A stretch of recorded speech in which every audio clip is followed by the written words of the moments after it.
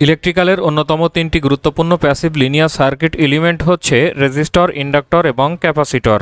আজকের লেসনে আমরা এই রেজিস্টর, ইন্ডাক্টর এবং ক্যাপাসিটর সংযুক্ত একটি গুরুত্বপূর্ণ সার্কিট নিয়ে আলোচনা করব। আশা করি সবাই ট্রিপল ই অ্যাফেয়ার্সের সাথেই থাকবেন। এখানে একটা সার্কিট আমরা দেখতে পাচ্ছি। এই সার্কিটে 12 ভোল্ট ডিসি সোর্স সংযুক্ত আছে এবং এর সাথে সিরিজ প্যারালাল কম্বিনেশনে রেজিস্টর, ইন্ডাক্টর এবং ক্যাপাসিটর সংযুক্ত আছে এবং কোশ্চেনটিতে বলা হয়েছে consider the circuit in figure under DC conditions, অর্থাৎ এই সার্কিটটা যে কন্ডিশনে অপারেট করছে সেটা হচ্ছে ডিসি কন্ডিশন। এটা যে ডিসি কন্ডিশনে আছে সেটা আমরা সোর্স দেখেও বুঝতে পারছি, কারণ এখানে 12 ভোল্ট ডিসি সোর্স সংযুক্ত আছে। Find I, VC and IL. এখানে আই হচ্ছে সার্কিটের মোড কারেন্ট, ভিসি হচ্ছে ক্যাপাসিটরের আড়াআড়িতে ভোল্টেজ, আইএল হচ্ছে ইন্ডাক্টরের ভিতর দিয়ে প্রবাহিত কারেন্ট। এই তিনটা মান আমাদের প্রথমে বের করতে হবে এবং দ্বিতীয় কোশ্চেনে বলা আছে the energy stored in the capacitor and inductor, অর্থাৎ এই ডিসি কন্ডিশনে এই ক্যাপাসিটর এবং ইন্ডাক্টর কী পরিমাণ এনার্জি স্টোর করে সেই এনার্জি এর পরিমাণটা। এখানে একটা শর্ত বলে দেওয়া আছে যে সার্কিটটা ডিসি কন্ডিশনে অপারেট করছে, তাহলে আমরা বলতে পারি যে under DC conditions we replace the capacitor with an open circuit and inductor with a short circuit. অর্থাৎ এই সার্কিটের ক্ষেত্রে যেখানে যেখানে ক্যাপাসিটর আছে সেখানে আমরা ওপেন সার্কিট হিসাবে দেখাতে পারি এবং যেখানে ইন্ডাক্টর আছে সেখানে আমরা শর্ট সার্কিট হিসাবে দেখাতে পারি। কারণ আমরা জানি যে ডিসিতে ইন্ডাক্টর শর্ট সার্কিট হিসাবে কাজ করে এবং ক্যাপাসিটর ওপেন সার্কিট হিসাবে কাজ করে। ডিসিতে কেন ইন্ডাক্টর শর্ট সার্কিট হিসাবে কাজ করে এবং ক্যাপাসিটর ওপেন সার্কিট হিসাবে কাজ করে এই নিয়ে ডিসি সার্কিট অংশে বিস্তারিত আলোচনা করা আছে, আপনারা চাইলে ভিডিওটা দেখে আসতে পারেন। তারপরেও এই ম্যাথটা বোঝার স্বার্থে আমরা এখানে কিছুটা আলোচনা করব। যেমন ডিসি এর ক্ষেত্রে আমরা জানি যে সময়ের সাপেক্ষে ভোল্টেজ এবং কারেন্টের কোনো পরিবর্তন হয় না, অর্থাৎ সময়ের সাপেক্ষে ভোল্টেজ এবং কারেন্ট দিক পরিবর্তন করে না। যেহেতু ভোল্টেজ এবং কারেন্ট সময়ের সাপেক্ষে দিক পরিবর্তন করে না, তাহলে এর ফ্রিকোয়েন্সি হচ্ছে 0। এখন ইন্ডাক্টরের ক্ষেত্রে ইন্ডাকটিভ রিয়াক্ট্যান্স বা ইন্ডাকট্যান্স জনিত যে বাধা, সেই বাধা নির্ণয়ের সূত্র আমরা জানি এক্সএল সমান হচ্ছে 2πfl।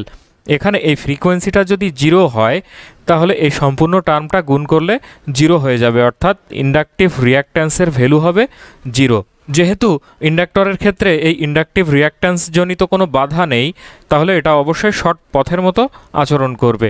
এবং ক্যাপাসিটরের ক্ষেত্রে ক্যাপাসিটিভ রিয়াক্ট্যান্স এক্সি সমান আমরা জানি 1/2πfc। এখানে ফ্রিকোয়েন্সি 0 বসালে হবে এই সম্পূর্ণ টার্মটা নিচে 0 হয়ে যাবে এবং থাকবে 1/0 এবং 1/0 সমান আমরা জানি ইনফিনিটি।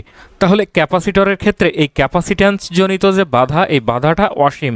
বাধা যখন অসীম হবে তখন তার ভিতর দিয়ে কোনো কারেন্ট প্রবাহিত হতে পারবে না, অর্থাৎ সেটা একটা ওপেন সার্কিটের মতো কাজ করবে। তাহলে এই সার্কিটটাকে আমরা এখন রিড্র করতে পারি। তাহলে হুবহু এই সার্কিটের মতোই থাকবে। এখানে যে অংশে ক্যাপাসিটর ছিল সেই ক্যাপাসিটরটা এখানে ওপেন সার্কিট হিসাবে দেখাতে হবে এবং যেখানে ইন্ডাক্টর ছিল সেই ইন্ডাক্টরকে এখানে শর্ট সার্কিট হিসাবে দেখাতে হবে। তাহলে এই সার্কিট থেকেই আমাদের মূলত বের করতে হবে যে আই এর পরিমাণ বা সার্কিটের মোট কারেন্টের পরিমাণ, এই ক্যাপাসিটরের আড়াআড়িতে ভোল্টেজ ভিসি এর পরিমাণ এবং ইন্ডাক্টরের ভিতর দিয়ে প্রবাহিত কারেন্ট বা এই শর্ট পথের ভিতর দিয়ে প্রবাহিত কারেন্ট আইএল এর পরিমাণ। তাহলে এখানে এই 4 ওহমের ভিতর দিয়ে কোনো কারেন্ট প্রবাহিত হবে না, যেহেতু এই টার্মিনালটা ওপেন অবস্থায় আছে।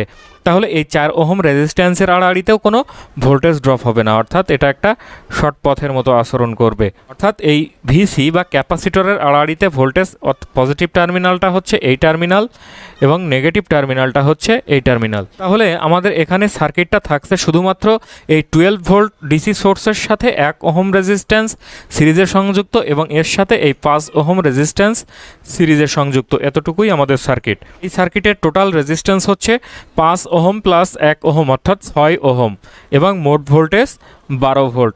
তাহলে এখান থেকে আমরা এই সার্কিটের মোট কারেন্ট আই এর পরিমাণটাও পেয়ে যাব। মোট কারেন্ট আই সমান আমরা লিখতে পারি আইএল, যেহেতু এই আই কারেন্টটাই এই ইন্ডাক্টরের ভিতর দিয়ে প্রবাহিত হচ্ছে, তাহলে এটাই হচ্ছে IL.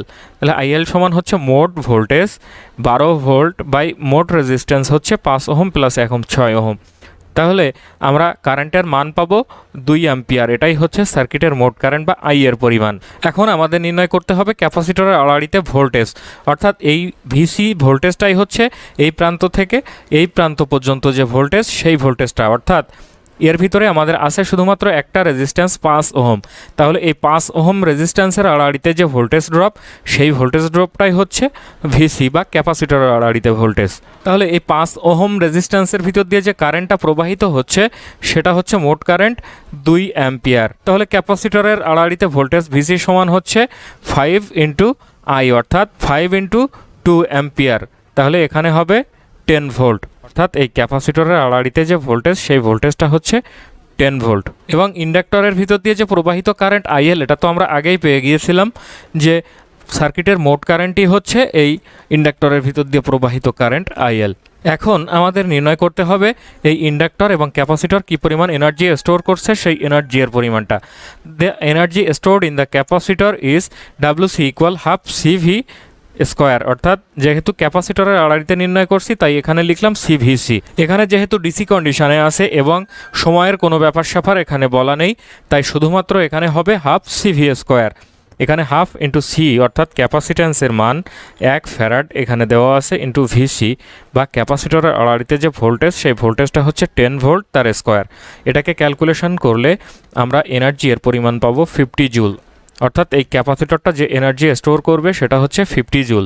And that in the inductor is omega L equal half L I square. তাহলে এখানে হাফ ইন্টু ইন্ডাক্ট্যান্সের ভ্যালু দেওয়া আছে 2 হেনরি, ইন্টু এই ইন্ডাক্টরের ভিতর দিয়ে প্রবাহিত কারেন্ট হচ্ছে 2 অ্যাম্পিয়ার, তাহলে 2 এর স্কোয়ার। এটাকে ক্যালকুলেশন করলে আমরা এই ইন্ডাক্টর কর্তৃক স্টোরড এনার্জি পাবো 4 জুল।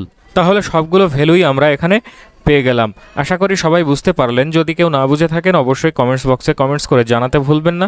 ভালো লাগলে চ্যানেলটিকে অবশ্যই সাবস্ক্রাইব করবেন, লাইক কমেন্ট শেয়ার করবেন। ধন্যবাদ সবাইকে।